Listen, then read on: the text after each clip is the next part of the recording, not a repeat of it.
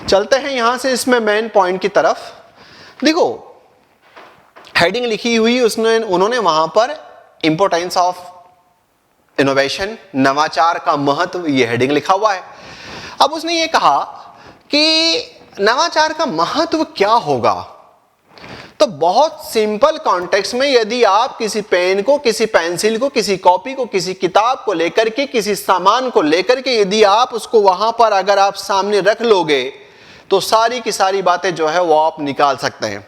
इसमें से कुछ कंटेंट ऐसा है जो ट्रांसफर ऑफ लर्निंग है, जो आप कैरेक्टरिस्टिक्स ऑफ एंटरप्रेन्योरशिप, या फिर आपके पास यहां पर सिम्टम्स या लक्षण जो आपके पास उद्यमशीलता के हैं, उसमें से आप यहां पर बातें ले सकते हो, या उद्यमशीलता का जो महत्व है वो बातें आप यहां पर भी कुछ उसमें से आती हुई दिखाई देगी। तो इसलिए कभी कभी इसमें बहुत जगह कंटेंट का मौका आपको ऐसा मिलेगा कि एक जगह सीखा हुआ है उसी को ट्रांसफर ऑफ लर्निंग करके यहां फिट कर दें। देखना कैसे। पॉइंट आया आर्थिक विकास। यार नवाचार से आर्थिक विकास कैसे होगा, क्यों नहीं होगा। अगर आपने वहां पर, आप देखिए एक बात और है यहां पर कि इस बिजनेस, व्यापार, व्यवसाय को केवल हिंदुस्तान तक मत रखिए। चलिए अगर आप अपने पास यहां रखते भी हैं तो इसके अलावा अगर आपने इसको बाहर की तरफ, इसका मतलब है कि आज बाजार जो है वो पूरा विश्व है। बस आप में दमखम कितना है, आपके पास कितना शानदार डिस्ट्रीब्यूशन चैनल है जिसके बिहाव पर आप अपनी बातों को उधर की तरफ रवाना कर दो। तो उन्होंने कहा कि क्या आर्थिक विकास होगा? 100%। प्रतिस्पर्धात्मक लाभ, जब कंपटीशन के लिए सामने की तरफ खड़े होंगे तो बहुत सारी चीजों का बेनिफिट तो होता है। हमने देखा कह रहे यार उसने तो इस गुड्स को ऐसा जनरेट कर दिया, इसमें ये नयापन ले आया, अच्छा इसलिए इसका माल बहुत बिक रहा है, अच्छा मैं भी अपने टाइटलों में अब यहां पर ये कर देता हूं। तो इसका मतलब है कि मैं भी कर देता हूं तो फिर बाजार तो वो खा गया। अब तू ये है कि तू उससे आगे की सोच कि जो उसने कर दिया उसके अलावा आपके पास और क्या है। फिर पॉइंट आया समस्याओं का समाधान होता है। यस, नया विचार आएगा आपके पास तो प्रॉब्लम को सॉल्यूशन करने में मदद मिलेगी। इसके बाद में यहां पर उत्पादकता में वृद्धि होगी। सिंपल सा लॉजिक है, आपने किसी पॉइंट में कोई नया टाइटल ले आए, लोगों ने उसको हाथों हाथ ले लिया, तो आपको आपकी यहां पर जो भी गुड्स और सर्विसेज उसकी प्रोडक्टिविटी में इंक्रीजमेंट हो रहा है, तो पॉइंट आता है हाँ। फिर पॉइंट आया इसमें नौकरियों का सृजन, रोजगार का सृजन बिल्कुल होगा यहां पर, क्योंकि आपके द्वारा पैदा किए गए सर्विस या गुड्स में यदि वहां पर माल बहुत ज्यादा लोगों ने उसको हाथों हाथ ले लिया तो आपको उसको पैदा करने के लिए बहुत सारे लोगों को नौकरी देनी पड़ेगी। फिर पॉइंट आया यहां पर बढ़ी हुई दक्षता खुद की भी, क्योंकि देखिए ज्ञान और अनुभव के आधार पर जब आप किसी प्रोडक्ट में काम करते हो, अरे यार इसमें थोड़ा सा ऐसा चेंज कर दूं, अरे यार इसमें थोड़ा सा ऐसा चेंज कर दूं, तो खुद जो एंटरप्रेन्योर होता है उसकी भी खुद की भी जो है दक्षता बढ़ती जाती है। तो आंसर है यस। वैश्विक कनेक्टिविटी, प्रोडक्ट को सर्च कर लिया जाता है, कहां बढ़िया है वहां से जो है मंगा लिया जाएगा। उसके बाद में पर्यावरण स्थिरता, ये पॉइंट वहां भी आया था। और आखिरी पॉइंट भी इसमें अच्छा है, निरंतर सुधार। मार्केट में जिंदा रहने का सबसे बढ़िया टाइटल यही है कि आपके द्वारा जो भी गुड्स और सर्विस प्रोवाइड की जाए उसमें आप वहां पर क्या इनोवेशन, क्या इंप्रूवमेंट करते हो।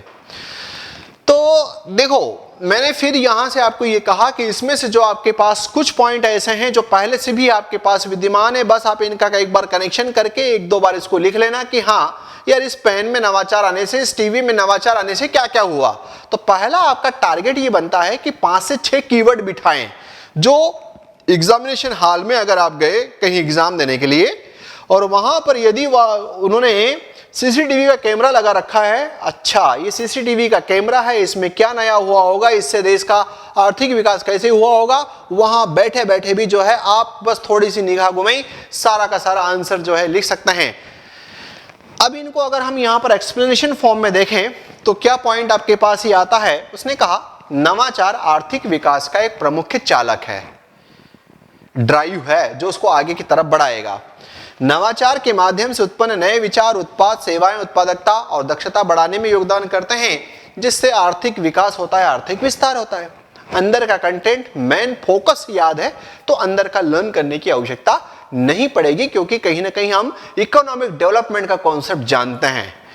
फिर पॉइंट आपके पास आया प्रतिस्पर्धात्मक लाभ, तेजी से बदलते वैश्विक परिदृश्य में नवाचार को अपनाने वाले व्यवसाय प्रतिस्पर्धात्मक लाभ प्राप्त करते हैं कि जैसे ही कंपटीशन मिला, हाँ हम भी हमारे प्रोडक्ट को चेंज करके ये मार्केट में रवाना। नए उत्पादों या सेवाओं को विकसित करने और पेश करने की क्षमता कंपनियों को खुद को प्रतिस्पर्धियों से अलग करने, क्योंकि एक टाइटल और है, यदि आप अच्छे वाले बड़े वाले बिजनेसमैन हैं तो एक टाइटल आपको हर बार ऐसे ऐसे आगे लीडिंग करते जाना पड़ेगा, ऐसे लीडिंग करते जाना पड़ेगा कि जैसे ही आपके कंपटीशन में लोग आपके समान उत्पाद तैयार करने लग गए, आप अगली सीढ़ी चले जाओ, बोले लो देखो ये अच्छा है, क्योंकि नकल करने वालों को फिर उतना ही मिलेगा जितना जो आगे वाला छोड़ता जाएगा। तो उसी कॉन्टेक्स्ट में उसने यहां पर पूरी की पूरी बात ये कही है।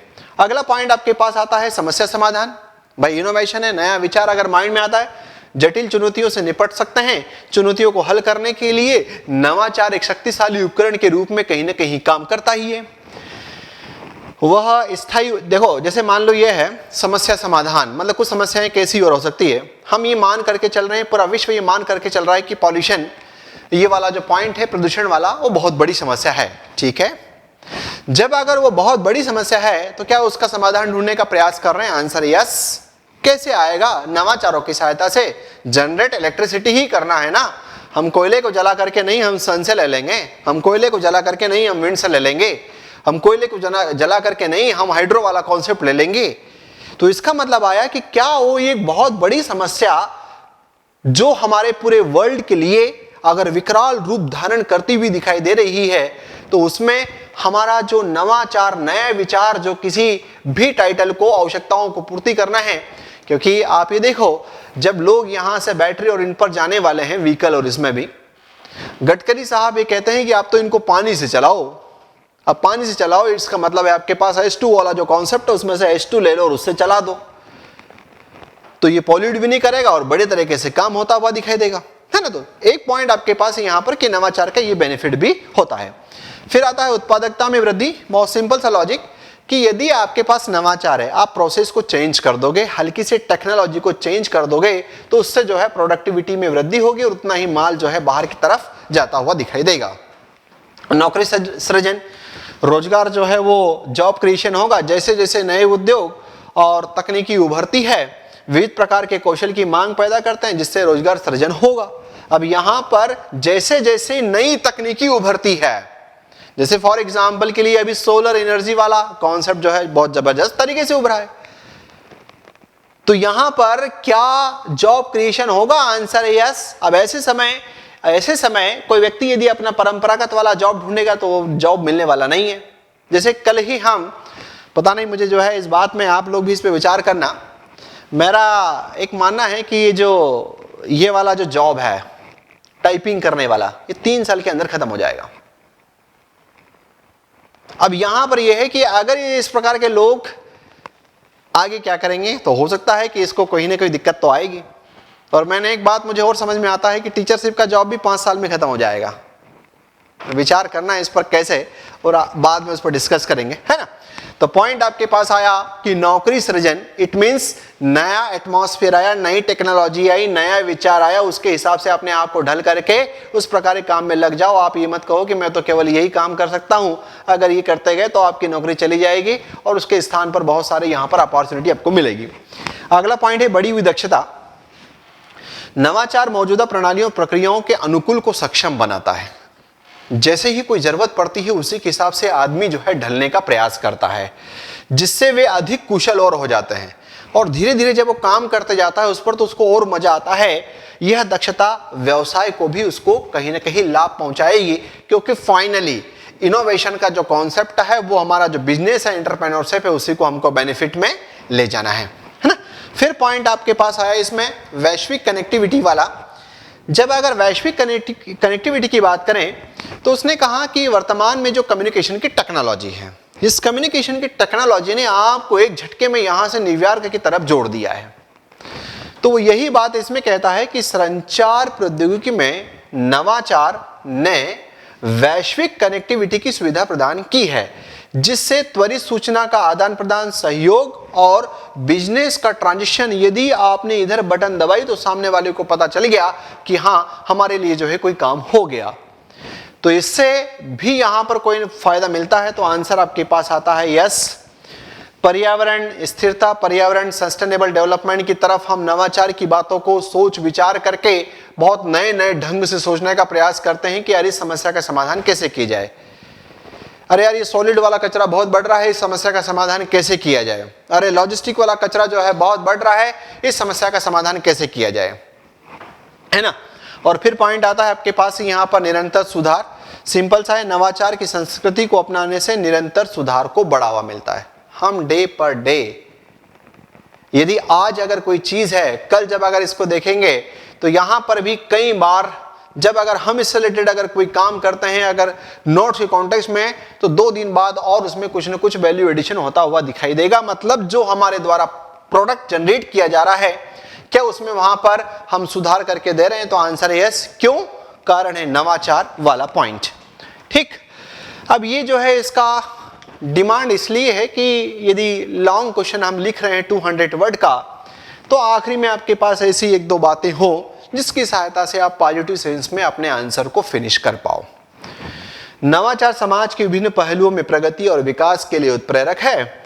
चाहे व्यवसाय हो, बिजनेस में भी नवाचार चाहिए, चाहे विज्ञान हो, साइंस में भी चाहिए, चाहे वैश्विक चुनौतियों का समाधान करना हो, मतलब अगर ग्लोबल चैलेंजेस अगर हमारे सामने आते हैं तो वहां पर भी नवाचार का महत्व है कि हाँ ठीक है यार, इस समस्या का समाधान इस प्रकार से हम करते हैं। एक उज्जवल अधिक टिकाऊ भविष्य बनाने के लिए भी, एक उज्जवल और अधिक टिकाऊ और शानदार वाला भविष्य बनाने के लिए भी नवाचार की संस्कृति को बढ़ावा देना आवश्यक है। अब जैसे ये पॉइंट आया, नेचर इसका यही गया, 20 वर्ड में क्या जाना चाहिए, 60 में क्या जाना चाहिए और 200 वर्ड में क्या जाना चाहिए। तो यदि आप इसको वहां पर प्रॉपर तरीके से हैंडल कर लें, लिख लें, समय के सापेक्ष में कोई एग्जाम्पल और अगर आपके पास यहां पर पेपर से आते हुए दिखाई दे रहे हैं, उसमें वैल्यू एडिशन करते जाएं और अपनी बातों को इसमें यहां पर आप आगे बढ़ाते जाएं। ठीक है, तो ये वाला पॉइंट आपके पास इसमें आता हुआ दिखाई देगा। इसके बाद में अगली हेडिंग है आपके पास उद्यमिता विकास की प्रक्रिया, प्रोसेस ऑफ एंटरप्रेन्योरशिप डेवलपमेंट। आगे एक बात कह रहा हूं, मैंने आज लेक्चर 1 और लेक्चर 2 का पीडीएफ जो है वो आप लोगों तक रवाना कर दिया। जब अगर उद्यमी की बात आती है तो व्यक्ति, उद्यमिता की बात आती है तो प्रक्रिया, उद्यम की बात आती है संगठन तैयार हो गया, इंटरप्राइजेस, रिलायंस इंटरप्राइजेस खड़ा हो गया अंपायर। तो उसी कॉन्टेक्स्ट में यहां पर वो ये कहना चाहता है कि प्रोसेस ऑफ एंटरप्रेन्योरशिप डेवलपमेंट, उद्यमिता विकास की प्रक्रिया क्या होती है या कौन कौन सी बातों से जो है हम इसमें आगे की तरफ जाते हैं। उसमें पीडीएफ कहाँ मिलेगा, तो पीडीएफ वही जो लेक्चर रहते हैं उसी के साइड में देखोगे तो वहीं पर आपको मिल जाएगा, है ना।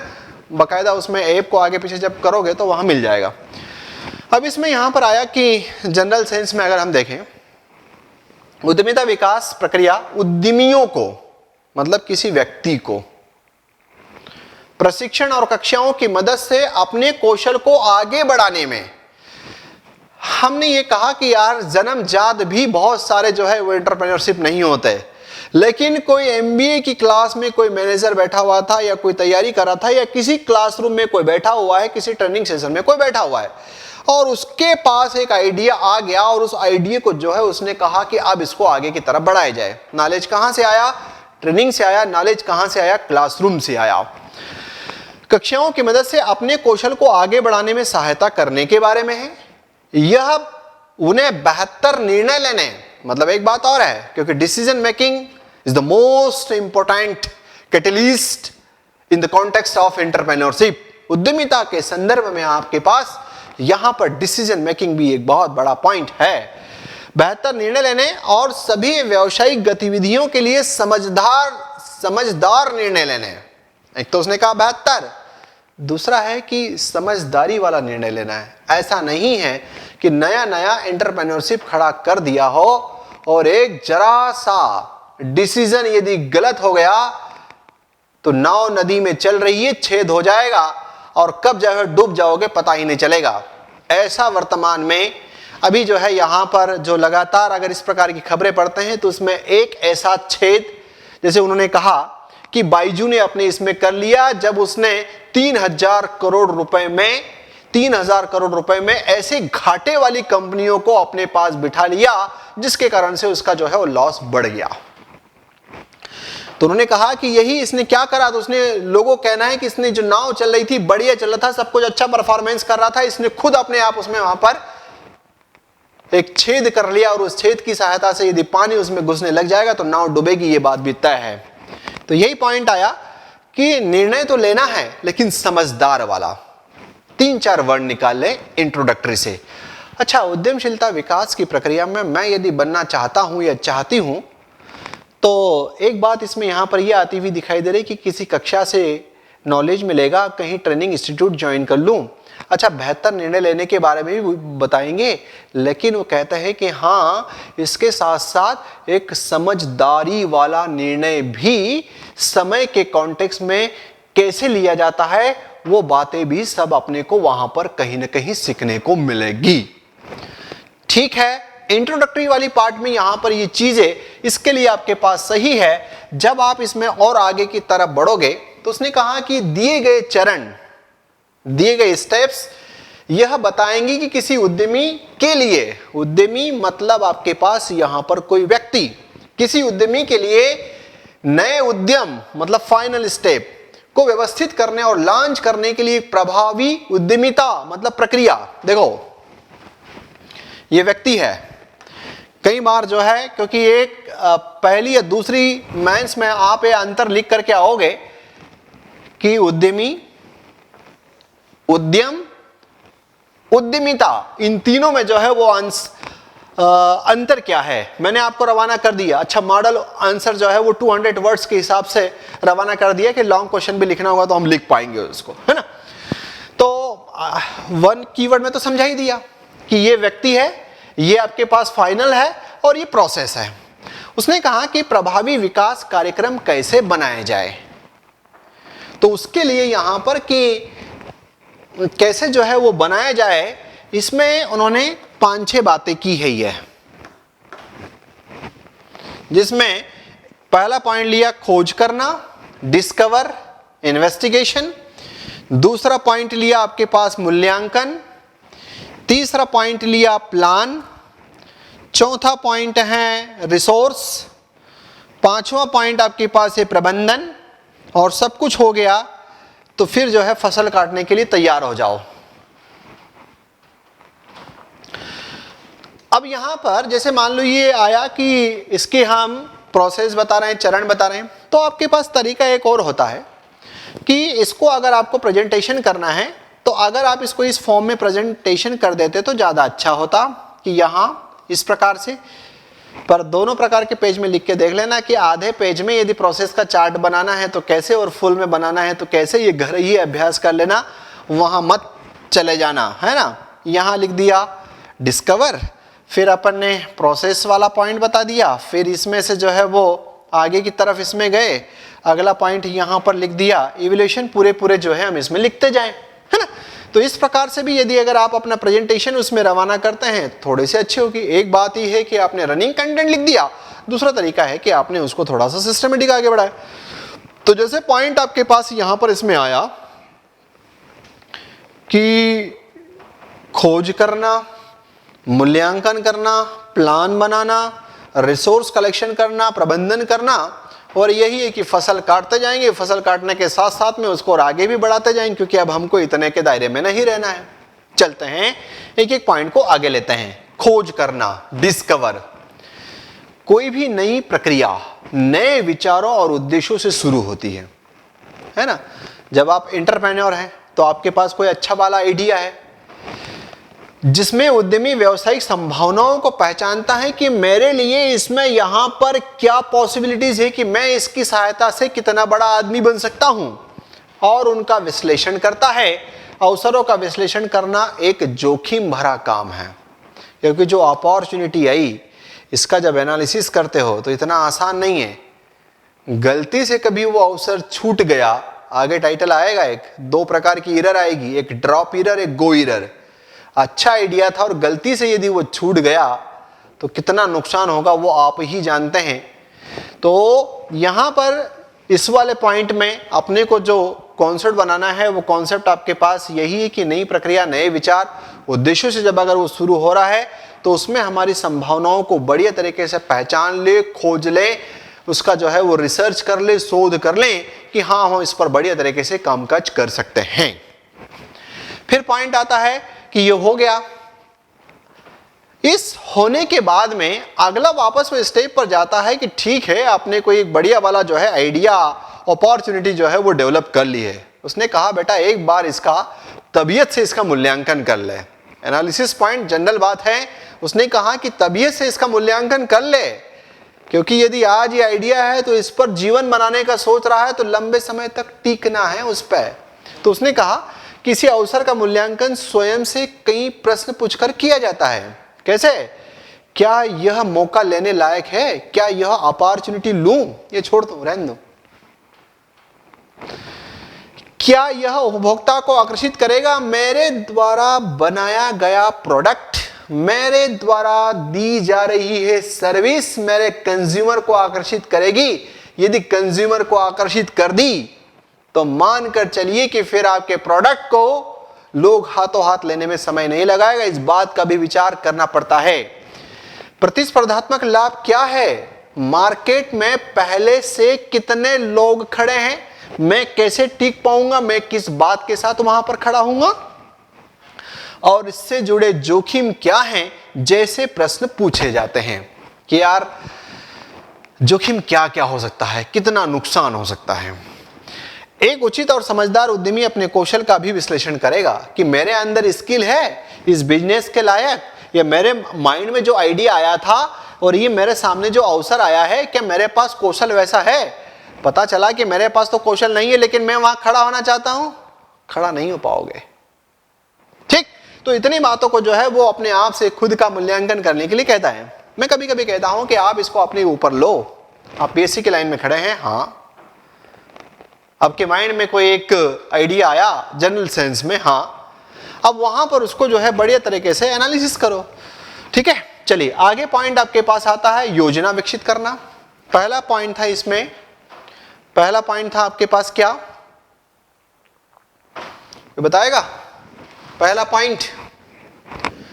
पॉइंट था डिस्कवर, खोज करना। दूसरा पॉइंट था उसका मूल्यांकन कर लिया। तीसरा ठीक है, प्लान बना लेते हैं। एक अवसर की पहचान के बाद एक उद्यमी को एक संपूर्ण योजना बनानी होती है, क्योंकि बिना योजना के कोई भी काम सफल नहीं हो सकता, आप अपने उद्देश्य को प्राप्त नहीं कर सकते। यह नए व्यवसाय के लिए सबसे महत्वपूर्ण कदम है, क्योंकि यह एक मानक है। क्या? प्लान बनाना, लिख लो कब कब क्या, किस प्रकार की गतिविधियां, एक्टिविटियां करोगे, क्राइटेरिया है। और कोई कंपनी उस दिशा में सही तरीके से जा रही है या नहीं जा रही है, इस बात का अंदाजा भी कहां से लगेगा? प्लान से। पहला पॉइंट था डिस्कवर, दूसरा पॉइंट था इवोल्यूशन, तीसरा पॉइंट आपके पास यहां पर जो आता हुआ दिखाई दिया वो प्लान, चौथा पॉइंट है रिसोर्स। और रिसोर्स में अगर वो बात करेगा तो ठीक है कि फाइनेंशियल रिसोर्सेज भी होते हैं। हालांकि रिसोर्सेज में जब अगर हम देखते हैं तो एक हमारे पास यहां पर इंफ्रास्ट्रक्चर वाले रिसोर्सेज की बात करते हैं, दूसरी तरफ हम यहां पर मानव संसाधनों की बात करते हैं, ह्यूमन रिसोर्सेज की बात करते हैं। तो जब अगर आपके पास ये टाइटल आया तो उसने कहा कि विकास की प्रक्रिया में अगला कदम संसाधन है। यहां उद्यमी सबसे पहले तो इसको आइडेंटिफाई करता है। ये जब आइडेंटिफाई हो जाता है कहां कहां से कैसे कैसे आएगा, कौन इन्वेस्टर इसमें आएंगे, कहां से नहीं होगा, जैसे ये कदम हो जाता है तो उसी के साथ ये देखने का प्रयास करता है, अच्छा इतने ह्यूमन लगेंगे, इतने स्किल्ड वाले लगेंगे, इतने नॉन स्किल्ड लगेंगे, अच्छा इतने जो है इसमें यहाँ पर फीमेल की आवश्यकता है, इतने जो है इसमें यहाँ पर मेल की आवश्यकता है, अच्छा इसमें जो है यहाँ पर कुछ टेक्निकल वाले बंदे चाहिए और कुछ नॉन टेक्निकल वाले बंदे चाहिए। तो ये सब सारी बातों का वो देखने का जो प्रयास करता है, वो पॉइंट आपके पास कौन सा है? वो संसाधन का है, वो रिसोर्स का है। यहां से कीवर्ड ये उठाओगे कि वित्त के स्रोत को जब हमने या अवसरों को जब पहचान लिया, उसके बाद में वित्त के स्रोत का पता लगा लिया, उसके बाद में हम उसी के साथ में यहाँ पर जो काम करते हैं वो है आपके पास मानव संसाधनों को देखने का काम करते हैं। फिर बात आती है यहां से प्रबंधन, मैनेजमेंट। मानव संसाधनों की नियुक्ति हो गई, पैसा जुटा लिया, वांछित लक्ष्यों को पूरा करने के लिए अब हमने ऑपरेशन यहां से स्टार्ट कर दिया, क्योंकि अब ऑपरेशन स्टार्ट होगी, प्रक्रिया होगी, गुड्स और सर्विस पैदा होगी, तो ये काम जो है हमने चालू कर दिया। पर जब हमने गुड्स और सर्विसेज को पैदा करना चालू किया तब बीच में ऐसा देखा कि यार ये समस्याएं आ सकती है, तो उन समस्याओं को समाधान करने के लिए भी हमने एक काम ये करा कि एक काम करते हैं, ऑपरेशन मैनेजर ही रख देते हैं, ताकि यदि इन द प्रोसेस यदि कोई प्रॉब्लम है तो इस प्रॉब्लम को वहां पर उसका समाधान दे दिया जाए। तो ये पॉइंट आपके पास इसमें आता हुआ दिखाई दिया। वो यही कह रहा है कि शुरू करने का समय आ गया है और फाइनली जो है हम यहां से आगे की तरफ बढ़ गए। लास्ट पॉइंट कि सब कुछ ये कर लिया तो ये है कि फसल काटने का भी तो मौका मिलेगा। हालांकि वर्ड जो है यहां पर हार्वेस्टिंग ही लिखना पड़ेगा देवनागरी में भी आपको।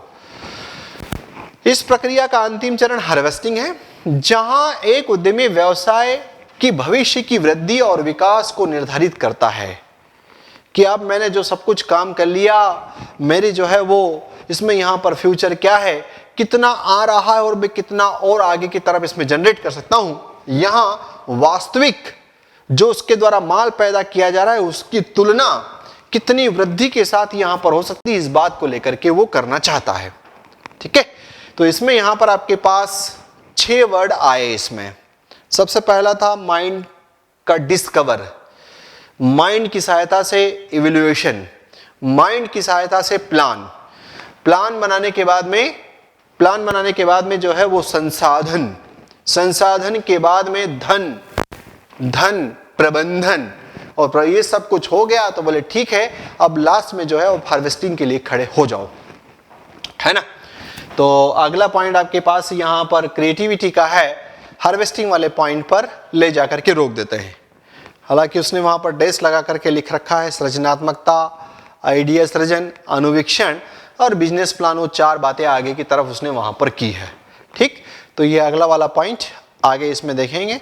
आज जो मैंने डिस्कस किया इसका पीडीएफ आज या कल तक आपके सामने जो है वहां पर प्रस्तुत कर दूंगा, प्लस जो बॉक्स में जिन क्वेश्चनों को मैं रख रहा हूं बड़े ही क्वालिटी वाले क्वेश्चंस हैं, उन पर जब जब आपको समय मिले तब आप उनको एक बार देख लीजिएगा, उनको पढ़ लेना।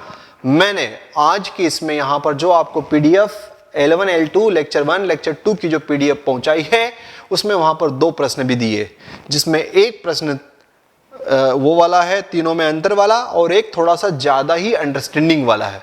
उसको खुद पढ़ना, मजा आ जाएगा कि इसमें हम यहाँ पर अगर ऐसा प्रश्न आया, मॉडरेट वाली जो कुछ बात की गई है रिस्क लेने की जो कैपेसिटी होती है वो मॉडरेट वाली, तो उस कॉन्टेक्स्ट में वहां पर बात है ना।